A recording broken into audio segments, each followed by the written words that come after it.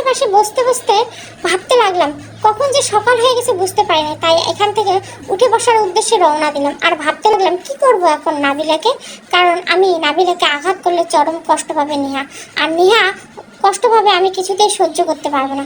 ভাবতে ভাবতে বাসায় এসে গেলাম। কলিং বেল দেওয়ার পর নাবিলা এসে দরজা খুলে দিল। ওকে দেখে বোঝা যাচ্ছে কিছুক্ষণ আগে গোসল করে আসছে। আমি শুধু ওর দিকে তাকিয়ে রইলাম। আগে যখন নাবিলা গোসল করে আমার সামনে আসতো তখন হা করে তাকিয়ে থাকতাম, কারণ ওর চেহারায় যে নিষ্পাপ সে ভাবনাটা আসতো আর একটা অজানা মায়া কাজ করতো। কিন্তু আজ নাবিলার দিকে চাহিনিতে সম্পূর্ণ ঘৃণার দৃষ্টিতে। হঠাৎ করে নাবিলা বলে উঠলো, নাবিলা কি ব্যাপার, এভাবে কি দেখছো? আমি, কি ব্যাপার আজকে তুমি গোসল করছো এত সকালে? না জানার ভান করে। নাবিলা, মানে নেহাল রাতে কাপড়ে বমি করে দিয়েছে। শুনতে পাচ্ছে পাঠক পাঠিকা, নেহাল কাপড়ে বমি করে দিয়েছে। অসাধারণ সত্যি কথা। ছি নষ্টা। আমি, ও আচ্ছা, নেহাল বমি করে দিয়েছে? তা নেহালের কি অবস্থা এখন? নাবিলা, এখন সুস্থ আছে। আমি, বাহ, তুমি দেখছি জাদু আছে, মেডিসিন ছাড়াই সুস্থ করে দিলে। যাক, আমার তো টাকা বেঁচে গেল। নাবিলা, আমি, ওকে তুমি দাঁড়াও, আমি নেহালকে দেখে আসি। নাবিলা, ঠিক আছে। আপনারা হয়তো ভাবছেন এত কিছুর পরেও আমি কেন ভালোভাবে কথা বলছি, তাহলে শুনুন। আমি ওদের এখন শাস্তি দিব না, পরিকল্পনা মাফিকভাবে ওদের শাস্তি দেব যে ওরা কল্পনা করতে পারবে না। তারপর আমি নেহালের রুমে গেলাম, গিয়ে দেখি নেহাল শুয়ে আছে। তাই আমি বললাম, আমি, কি শালাবাবু আর কত ঘুমাবেন? নেহাল, ও দুলাভাই ভিতরে আসো, আসলে শরীরটা খুব ক্লান্ত লাগছে। সে তো লাগবে, সারা রাত কি একটা ধকল গেছে তোমার, শরীরটা কি আর ভালো থাকে? শয়তানে হাসি দিয়ে। নেহাল, মানে ঋতু চাহিনিতে। আমি, আরে মানে কি করছো? সারা রাত জ্বর গেল তোমার উপর, বমি করছো, তাই বললাম। নেহাল, হ্যাঁ দুলাভাই। আমি, সব কিছু ঠিক আছে তো নেহাল? নেহাল, হ্যাঁ দুলাভাই, সব কিছু ঠিক আছে। আমি, তা আমি জানতে পারলাম রিয়া নামে একটা মেয়েকে তুমি খুব ভালোবাসো, আবার খুব শীঘ্রই নাকি দুজন বিয়ে করছো। নেহাল, তোমাকে কে বলছে দুলাভাই? ভয়ে ভয়ে। আমি, হা হা করে খবর রাখতে হয় শালাবাবু। এবার বলো খবর সত্যি নাকি? নেহাল কিছু একটা ভেবে আমার পায়ে ধরে কাঁদতে কাঁদতে বললো, নেহাল দুলাভাই প্লিজ কাউকে বলো না, এমনকি আপুকে বলো না, আমি রিয়াকে খুব ভালোবাসি, তাকে না পেলে আমি মরে যাব। আমি, কি বলো?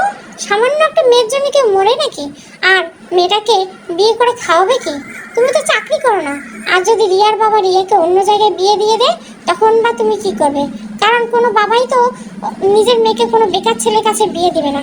নেহাল, প্লিজ দুলাভাই এভাবে কথা বলো না, তাহলে আমি সত্যিই মরে যাব। তুমি দয়া করে আমাকে সাহায্য করো, আমি রিয়াকে বিয়ে করে আমার করে নিতে চাই। আমি ওকে হারাতে পারবো না। কান্না করে দিয়েছে বেচারা। এতই যদি ভালোবাসো তাহলে কেন আমার সংসারটা নষ্ট করলি?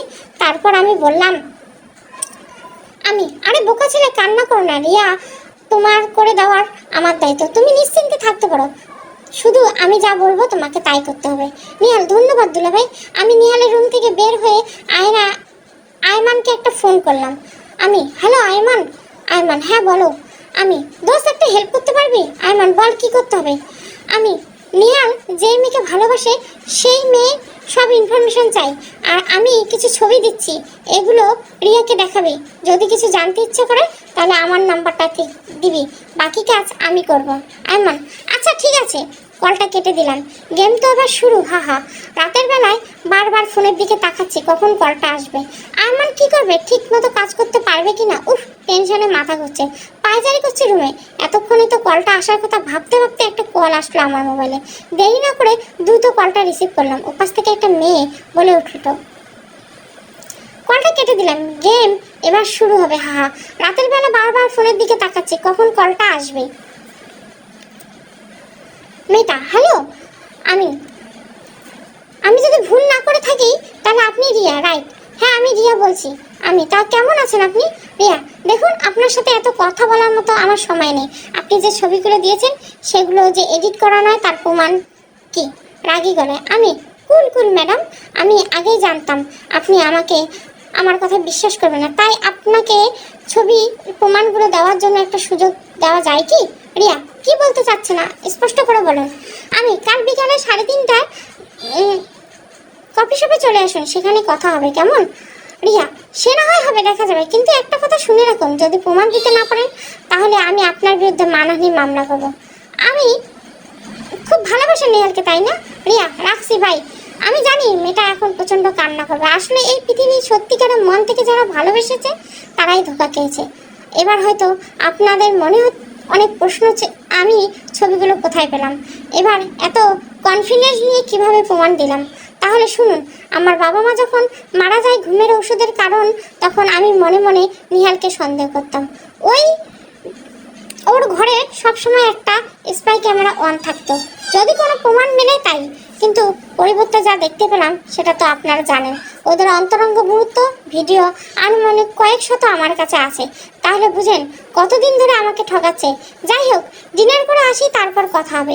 ডিনার করতে গিয়ে দেখলাম নেহাল আর নাবিলা দুষ্টুমি করছে আর খাবার খাচ্ছে। তাই আমি গিয়ে নেহার পাশে বসলাম। তখন নেহা আমাকে বলল, নেহা পাপা এত দেরি করলে কেন? আমি তো ভেবেছিলাম তোমরা আমাকে ডাকবে, তাই দেরি করে আসলাম। কিন্তু তোমরা তো কেউ আমাকে ডাকলে না। অভিনয় সুরে, পাপা আমি তোমাকে অনেক ডাকতে চেয়েছিলাম, কিন্তু আম্মুর জন্য পারিনি। আমি কেন? আম্মু কি করেছে মামুনি? নেহা, আম্মু বলছে ক্ষুধা পেলে এমনিতে আসবে, এত ডাকাডাকির দরকার নেই। আমি তাই বলেছি। তখন এই নাবিলা তেলে বেগুনে জ্বলে উঠলো আর নেহার গালে ঠাস করে চর বসিয়ে দিল। তারপর বলল, নাবিলা বেয়াদব মেয়ে, দিনে দিনে বড় হচ্ছে আর মিথ্যে কথা বলা শিখছে। নাবিলা যখন নেহাকে চর মারলো তখন আমার বুকের ভিতরটা কেঁপে উঠলো, যেন আমার কলিজায় আঘাত। এই নেহার জন্য ওরা এখনো পৃথিবীতে বেঁচে আছে, আর ওরাই কিনা নেহাকে আঘাত করলো। না, এবার শেষ আমাকে খুব দ্রুত করতে হবে। আমি নাবিলাকে রাগী গলায় বললাম, আমি এভাবে কেউ মারে? তুমি তো কখনো নেহার গায়ে হাত দিতে না, ফুলের আঘাতটাও পর্যন্ত দাওনি, তাহলে আজ কিভাবে পারলে আঘাত করতে? তোমার হাত একটুও কাঁপলো না? নাবিলা, আমার মিথ্যে কথা একদম সহ্য হয় না। নেহা, বাবা আম্মু আমাকে একটু আদর করে না, শুধু মারে। দেখো আমার পিঠে কত মারের আঘাত। এই বলে নেহা ওর পিঠ আমাকে দেখিয়ে কান্না করতে শুরু করলো। আমি ওর পিঠের দিকে তাকিয়ে অবাক হয়ে গেলাম। আমার কলিজাটা এত কষ্ট পাচ্ছে, তবুও বলেনি। পাপা আম্মু অনেক পচা, আমাকে শুধু মারে। নেহার কাণ্ড দেখে নাবিলা বলল, নাবিলা বেয়াদব মেয়ে, আমার মিথ্যে বলছিস? আজ তোকে আমি মেরেই ফেলবো। এই কথা বলে নাবিলা যখন নেহাকে আবার চর মারতে যাবে, ঠিক তখনই আমি খুব জোরে নাবিলাকে একটা চর মারলাম। সাথে সাথে নাবিলা চেয়ার থেকে ফ্লোরে পড়ে গেল। প্রায় 2 মিনিটে কোনো কথা বলতে পারেনি। হঠাৎ 5টা আঙ্গুলের ছাপ ভেসে উঠলো ওর গালে। আমার রাগ দেখে নেহালও ভয় পেয়ে গেল, কারণ আমি তেমন রাগারাগি করি না কখনো, আর রাগলে আমি সাইকো টাইপের হয়ে যাই। অনেকক্ষণ পর নাবিলা আমাকে বলে উঠলো, নাবিলা তুমি আমাকে এভাবে মারতে পারলে? কেঁদে কেঁদে। আমি পারলাম। তোমাকে তো খুন করলেও আমার রাগ কমবে না। তোমার সাহস কিভাবে হয় আমার কলিজার গায়ে হাত আঘাত করার? আমার রাগ উঠলে তুই করে বলি। নাবিলা, আমার মেয়েকে শাসন করার অধিকার নেই? আমি আছে কিন্তু এভাবে ক্ষতবিক্ষত করার অধিকার কে তোমাকে দিয়েছে? নাবিলার মুখে আর কোনো কথা নেই, কারণ ও বলবে কি? বলার মতো কিছু থাকলেই তো বলবে। যে আঘাত করেছে আমার মেয়েটাকে আপনারা দেখলে আপনাদের চোখে পানি চলে আসবে। ওর চুপ থাকা দেখে আমি বললাম, আমি এরপর যদি কোনোদিন তোর নামে নেহা অভিযোগ দিয়েছে, তাহলে শুনে রাখ, সেদিনে তোর এই বাড়িতে শেষ দিন। আর নিহাল, তুমি এই মুহূর্তে তোমার বোনকে আমার চোখের সামনে থেকে নিয়ে যাও। নিহাল, আচ্ছা দুলাভাই, এই আপু চল আমার রুমে। শুধু ঝগড়া করে সংসারে অশান্তি সৃষ্টি করে লাভ কি? নাবিলার আগে ফুসছে আর কেঁদে যাচ্ছে। এরপর নিহাল নাবিলাকে রুমে গেল। আমি নেহার কাছে গেলাম। মেয়েটা আমার দিকে কাঁদতে কাঁদতে হিসকি তুলে ফেলছে, তাই ওকে কোলে নিলাম, সাথে ওর খাবারটা নিয়ে নিলাম।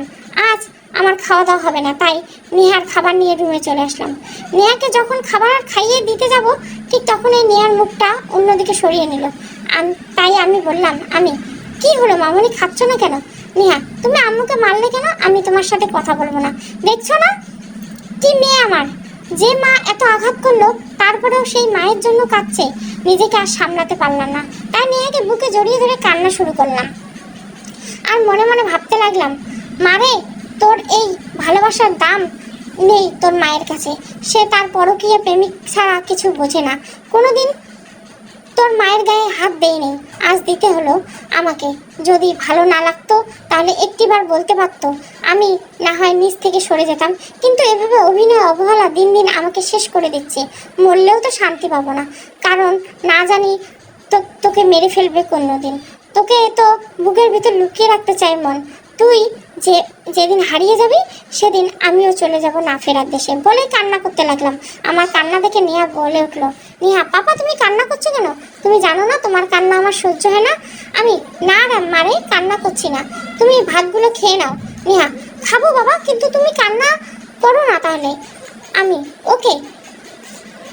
আমি চোখ মুছে নিলাম, এবার হা করো। তারপর আমি নেহাকে খাইয়ে দিলাম, খাওয়ার শেষে ঘুম পাড়িয়ে দিলাম। কিছুক্ষণ পর নেহা ঘুমিয়ে গেল। আমি ঝটপট ল্যাপটপ অন করলাম, কারণ আমাকে বসে থাকতেই হবে। নাবিলা আর নেহাল কী করছে সেটা আমাকে জানতে হবে। ক্যামেরা অন করতে দেখি ওরা ঘুমিয়ে গেছে, তাই আগে রেকর্ডিংগুলো অন করলাম। নাবিলা কিছু কথা আমি বাকরুদ্ধ হয়ে গেলাম। নেহাল যখন নাবিলাকে নিয়ে রুমে গেল তখন নাবিলা বলল, নাবিলা নেহাল আমি আর পাচ্ছি না, চলো আজকে আমরা বিয়ে করি, এখন থেকে চলে যাই। ওর সাহস কি করে হয় আমাকে মারা? নেহাল আর রাগ করে যাচ্ছ কেন? বিয়ে তো আমরা করবই, তবে আর কয়েকটা দিন যাক তারপর। নাবিলা তুই বিয়ে করবি তো আমায়? দেখ আমার উপর ভরসা করেই আমি কিন্তু সংসারে মায়া চাচ্ছি। তুই যদি আমাকে ধোকা দিস তাহলে তোর, নেহা আর শাকিলের অবস্থা হবে এই তিনজনের মতো। নেহাল তিনজনের মানে? নাবিলা আমার শ্বশুর শাশুড়ি আর ড্রাইভারের মতো, এবার বুঝলি শয়তানি হাসি দিয়ে। নেহাল মানে তুমি ওদের মেরেছো? কিন্তু কেন? নাবিলা সেটা তোকে জানতে হবে না, তুই আমাকে বিয়ে করবি কিনা সেটা বল। নেহাল করবো। আল্লাহ কি বিপদে পড়লাম, আমি তো রিয়াকে ছাড়া আর কাউকে বউ হিসেবে কল্পনা করতে পারিনি। যাই হোক আমাকে দ্রুত পালাতে হবে, কিন্তু তার আগে টাকা পয়সাগুলো কোথায় সেটাও জানতে হবে, মনে মনে ভাবলো নেহাল। নেহাল চুপ থাকা দেখে নাবিলা বলে উঠলো, নাবিলা কি ভাবছিস? নাকি পালানোর কথা ভাবছিস? নেহাল পালাবো কোথায় তোমাকে ছাড়া, ভয়ে ভয়ে। নাবিলা গুড বাই, চল এরপর একটু রোমান্স করবো, তারপর ঘুমাবো। নেহাল না আজ শরীরটা ভালো লাগছে না। নাবিলা ওকে ঠিক আছে, আয় তোকে বুকে জড়িয়ে রাখি, তাহলে ভালো লাগবে। নেহাল তারপর ওরা লাইটটা অফ করে ঘুমিয়ে পড়লো, আর আমার চোখ দুটো দিয়ে টুপ টুপ করে পানি পড়তে লাগলো। কি শুনলাম আমি? আর সবচেয়ে প্রিয় মানুষগুলোকে আমার কাছ থেকে কেড়ে নিল, আর কেউ না আমার স্ত্রী নাবিলা। ভাবতে পারছি না ও এমন কাজ করতে পারলো কিভাবে। না, এর প্রতিশোধ আমাকে নিতে হবে, নয়তো বাবা মায়ের আত্মা শান্তি পাবে না। সকালবেলা ঘুম থেকে উঠে অফিসের দিকে রওনা দিলাম। আবার বিকেলে রিয়ার সাথে দেখা করলাম। সেই ল্যাপটপ পেন ড্রাইভ বলতে গেলে সব ধরনের প্রমাণ নিয়ে আসলাম। অফিস থেকে বের হয়ে কফি শপে চলে এলাম, গিয়ে রিয়ার জন্য অপেক্ষা করতে লাগলাম। কিছুক্ষণ পর মেয়ে একটা বোরখা পরে রেস্টুরেন্টে ঢুকলো। তার কিছুক্ষণ পর দেখলাম মেয়েটা কোথায় যেন ফোন দিল, সাথে সাথে আমার ফোনটা বেজে উঠলো। আমার আর বুঝতে বাকি রইল না মেয়েটাই রিয়া, তাই আমি ডাক দিলাম, আমি এই যে মিস আমি এখানে। এটা বলার পর রিয়া যখন আমার দিকে তাকালো, সাথে আমি উঠে দাঁড়ালাম। আমি কি দেখলাম, এটা কি মেয়ে নাকি পরী? বিশ্বাস করেন শাহজাহাল ভাই, বোকার মতো তাকিয়ে রইলাম। আল্লাহ এত সুন্দর মানুষ হয় নাকি? আর এই মেয়ে কীভাবে নিলয়ের মতো প্রেমিক হয়? হঠাৎ তার দেখে হুঁশ ফিরল আমার। রিয়া আপনার মাথায় কোনো প্রবলেম আছে নাকি? আমি হ্যাঁ, এই না হুঁশ নেই আমার। রিয়া অসহ্য করলো, একটা আস্তে করে বলল, কি বলবেন? কিছু বলবেন? রিয়া না কিছু বলিনি, আমরা যেই কাজে আসলাম সেটা করুন তাড়াতাড়ি, আমাকে আবার বাসায় ফিরতে হবে। আমি বসুন। রিয়া জি এবার প্রমাণগুলো দেখান। তারপর আমি ল্যাপটপে পেন ড্রাইভ লাগিয়ে সবগুলো ছবি দেখাতে লাগলাম। ছবিগুলো দেখে রিয়ার চোখ থেকে পানি পড়ছে। আমি বুঝতে পেরেছি মেয়েটা অনেক কষ্ট পেয়েছে, কিন্তু কিছু করার নেই, কারণ তার থেকে বেশি কষ্ট নিয়ে আমি এখানে বসে আছি, সেটা আপনারা আমার অতীতের কথাগুলো শুনে জানেন। এরপর রিয়া আমাকে বলল, রিয়া এতগুলো সত্যি আপনি এডিট করে আনেননি? আমি আপনাকে এত কিছু দেখানোর পরে বিশ্বাস করতে পারছেন না? রিয়া আসলে নিজের চোখে যতক্ষণ কিছু না দেখি ততক্ষণ কোনো কিছু বিশ্বাস করা উচিত নেই। আপনি বলুন। আমি ওকে নো প্রবলেম, আমি আপনার নিজের চোখে দেখার ইচ্ছেটা পূরণ করবে, কেমন? কথাটা বলে নিহালের রুমে থাকা ক্যামেরা অন করে দিলাম, তারপর ল্যাপটপ রিয়ার দিকে ঘুরিয়ে দিলাম। রিয়া ল্যাপটপ অফ করে দিল, চোখগুলো লাল হয়ে গেছে রিয়ার দিকে ল্যাপটপ ঘুরিয়ে দিতেই নিহালের বুকের উপর ঘুমিয়ে আছে নাবিলা, সেগুলো দেখেই রিয়ার অবস্থা খারাপ। তারপর আমি রিয়াকে বললাম, আমি চাইলে এই দুজনকে কয়েক শত অন্তরঙ্গ ভিডিও আপনাকে দেখাতে পারতাম, কিন্তু এগুলো আপনাকে আমি দেখাবো না, কারণ আমি আশা করি যথেষ্ট প্রমাণ দিয়ে দিয়েছি। আমার কথা শুনে রিয়া কেঁদে কেঁদে বলল, রিয়া আমি দেখুন নিজেকে শক্ত করুন, নিশ্চয় আল্লাহ যা করবেন ভালোই করবেন। আজ যদি আপনার সাথে এরকম দেখা না হতো তাহলে এরকম একটা লম্পট ছেলের সাথে আমাকে সারা জীবন পার করতে হতো, কিন্তু আল্লাহ আপনাকে হেফাজত করেছেন, তাই আপনি আল্লাহর কাছে শুকরিয়া আদা করুন। রিয়া, তা তো করবই, কিন্তু ওর তো কিছু শাস্তি প্রাপ্য, তাই না? আমি তা তো দিবই, তার আগেই নিজেকে শান্ত করেন। রিয়া, ঠিক বলছেন, কিন্তু আমি তো ওর কাজের জন্য ভয়াবহ শাস্তি দিয়ে ছাড়বো। ওরে আমি নিজের হাতে খুন করবো, তারপর নিজে করবো। আমি নিজের ক্ষতি করে আর খুন করার কথা কখনো ভাববেন না, তাহলে আপনার জীবন তো নষ্ট, এবং আপনার বাবা মা হয়তো আপনাকে হারিয়ে কি অবস্থা হবে তা একবার ভেবে দেখছেন? রিয়া, তাহলে আমি এখন কি করব? আমি যে আর নিজেকে কন্ট্রোল করতে পারতেছি না, যার জন্য নিজের ভালোবাসা জমিয়ে রেখেছিলাম সে আমাকে এভাবে ঠকাতে পারলো। আমি শাস্তি তো নিহাল অবশ্যই পাবে, কিন্তু সেটা অন্য পদ্ধতিতে, যাতে সাপও না মারে লাঠিও না ভাঙে। রিয়া, আচ্ছা, আপনাকে একটা কথা জিজ্ঞাসা করা দরকার। আমি আমি জানি আপনি কি জিজ্ঞাসা করবেন। আমি কে, কেন আমি এই সব তথ্য দিচ্ছি আপনাকে, এসব দেখে আমার কি লাভ, তাই তো? রিয়া, আমার অনেক জানতে ইচ্ছা করে। আমি নিহালের বুকে যেই মেয়েটা শুয়ে আছে সে আর কেউ নয়, আমার বিবাহিত স্ত্রী। মুখটা অন্যদিকে ফিরিয়ে। রিয়া, হোয়াট? এটা চলবে। Thank you for watching.